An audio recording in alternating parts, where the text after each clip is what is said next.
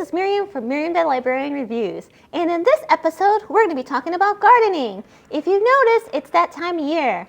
The trees are growing, the flowers are blossoming, the leaves are growing, and it's that time of year where you can start your garden. If you're interested in finding out what the library has to offer as far as gardening books, I would suggest you stick around.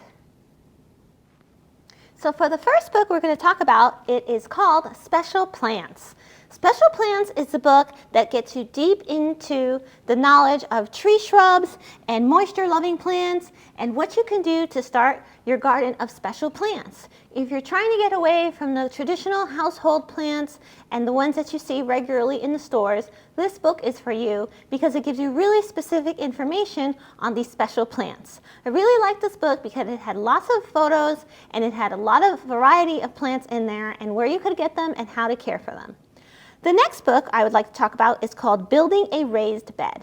Building a Raised Bed is a small, very concise book. It's a book if you want to build a raised bed in your backyard. If you don't have a lawn or you don't have dirt, a raised bed is a perfect opportunity and alternative to having a garden.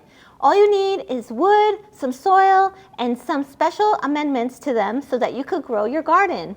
What I like about this book, it talks about planting and tending, the wood that you would need to build this raised garden, soil science, it talks about what specific soil you would need, because of course it's a raised bed, it's not in the ground, and seed tending. So if you're interested in finding out more about building a raised bed, I would suggest this book. Now the final book that I'm going to mention for this episode is called Plant Recipe.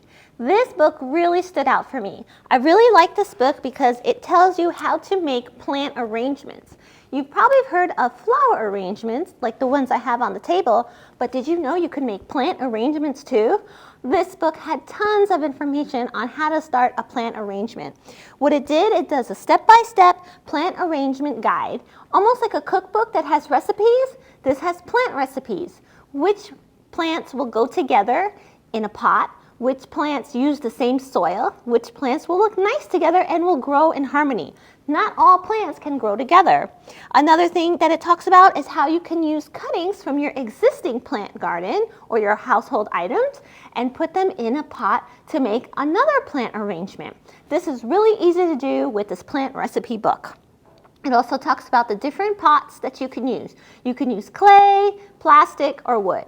What I really like too is that it has lots of pictures, like this one, of a plant recipe in a box. Or if you want, you could even use a little small box like this for African violets.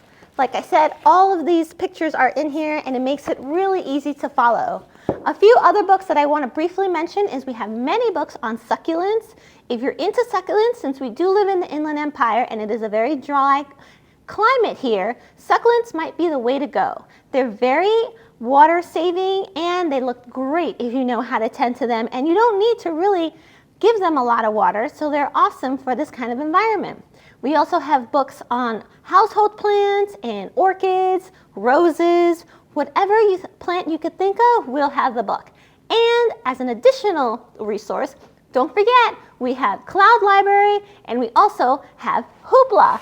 Cloud Library and Hoopla will have tons of information as well, and Hoopla will have additional videos on gardening, like Better Homes and Garden videos. They will have similar videos if you need step-by-step guide.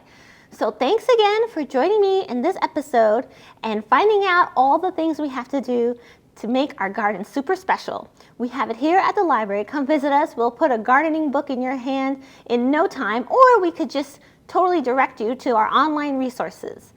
Don't forget to subscribe and also give it a thumbs up and put your notification bell on, so as soon as another video on our Riverside Public Library YouTube channel comes on, you'll be the first to know.